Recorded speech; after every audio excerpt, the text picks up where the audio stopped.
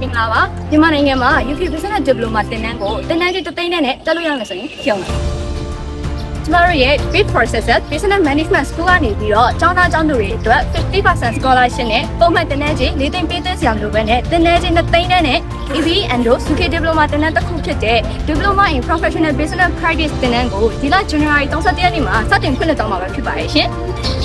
ကြခင်ပထမဆုံးလာတဲ့အာလီဖတ်တင်နန်းသား15ဦးကိုမြန်မာငွေ3သိန်းကျပ်ထင်းနဲ့ register လုပ်ပြီးတော့မှာဖြစ်ပါတယ်ရှင်။ကဲ၍တင်ဟာ business ကိုစိတ်ဝင်စားလို့လက်တွေ့လုပ်ငန်းမှာ professional ဆန်ဆန်လုပ်ကိုင်နိုင်မှုအတွက်လိုအပ်နေတဲ့သူပါ။ကြခင်ကိုပိုင်စီးပွားရေးကိုစတင်လုပ်ကိုင်မှုအတွက်လေ့လာနေတဲ့သူပါ။ကြားတဲ့နေလိုအပ်တဲ့ skill set တွေကိုထပ်မံဖြည့်တင်တာဖို့အတွက် business diploma တစ်ခုကိုရအောင်ထားဖို့ဆန္ဒရှိရတယ်။